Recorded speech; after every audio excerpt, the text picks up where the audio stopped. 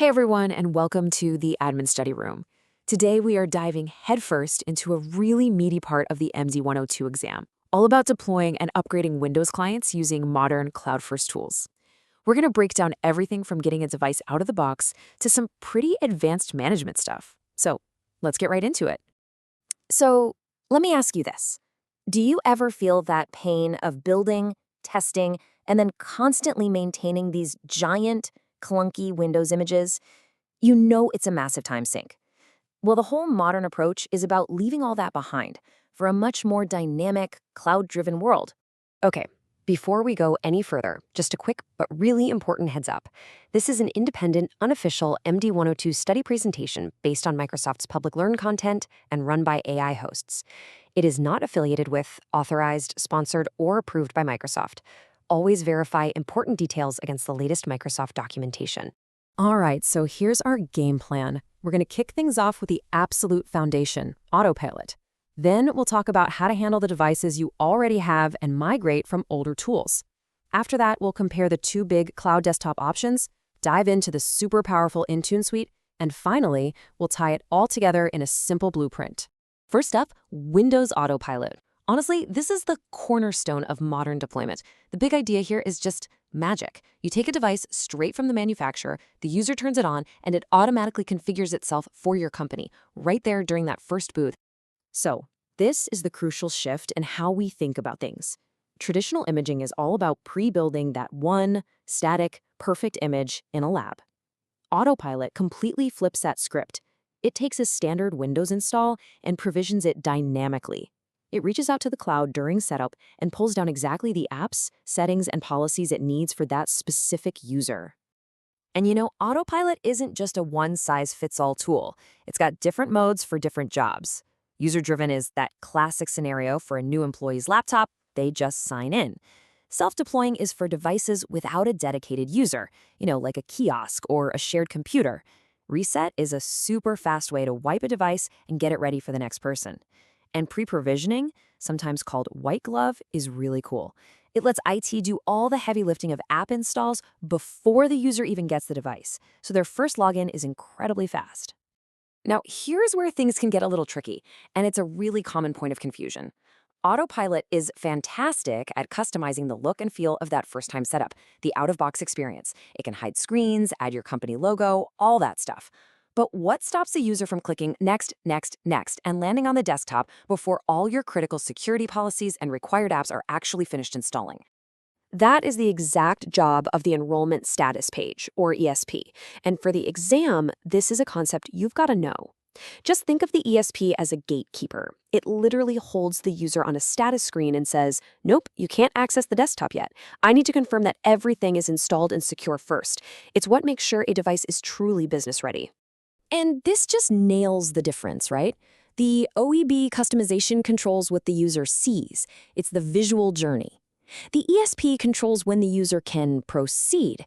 It's the bouncer at the club door checking the list and making sure the device is fully compliant before it lets the user in. So if you ever see a question about users getting to the desktop too soon, your brain should immediately think ESP. Okay, so Autopilot is perfect for brand new devices coming out of the box. But what about the hundreds, maybe thousands of computers that are already out there in your organization? Let's talk about the tools for reconfiguring and migrating that existing fleet. Now, this is a really important distinction to make. Autopilot is absolutely king for new cloud-first deployments that have internet. But what if a device is already out in the field? Or what if you need to configure a bunch of machines in a new office where the internet isn't even turned on yet? That's where provisioning packages are a lifesaver. You can build a package on a USB drive, plug it in, and it can join the device to your tenant, install apps, and apply settings, all without that initial cloud connection. And for those really large organizations, you can't just flip a switch and move from Configuration Manager to Intune overnight. It would be chaos. That's exactly why co-management exists. It's a bridge. It lets you manage devices with both tools at the same time. This means you can gradually move workloads, like, say, device compliance or Windows updates, over to Intune, piece by piece, without a massive disruptive cutover.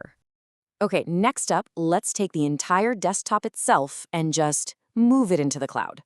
Microsoft gives us two really powerful but very different ways to do this: Windows 365 and Azure Virtual Desktop. and knowing when to use which is key. So here's the simplest way to think about it. Windows 365 is your personal cloud PC. It's a one-to-one thing. Every user gets their own persistent virtual machine in the cloud that's always theirs. It's simple, it's predictable.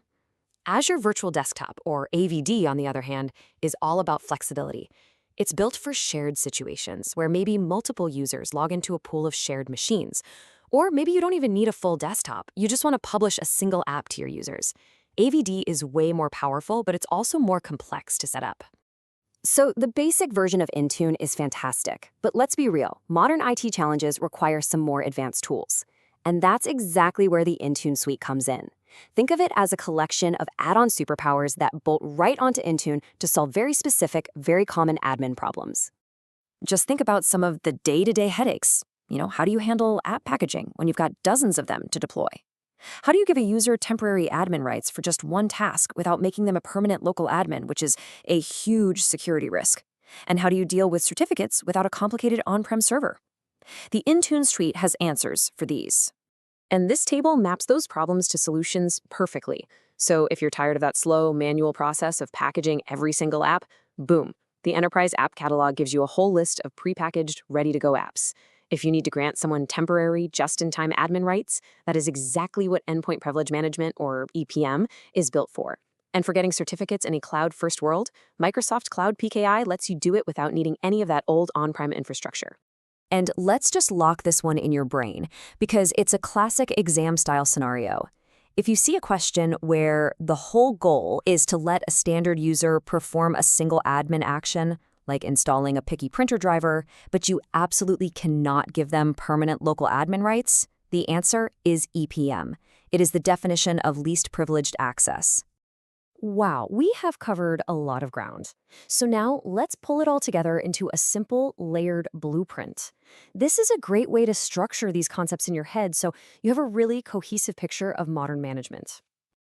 Think of it in 5 layers. Layer 1 is that very first time provisioning for new devices using Autopilot and the ESP. Layer 2 is for reconfiguring your existing fleet with provisioning packages. Layer 3 is your migration strategy from on-prem using co-management as that critical bridge. Layer 4 is deciding on your cloud desktop strategy. Is it personal with Windows 365 or flexible with AVD?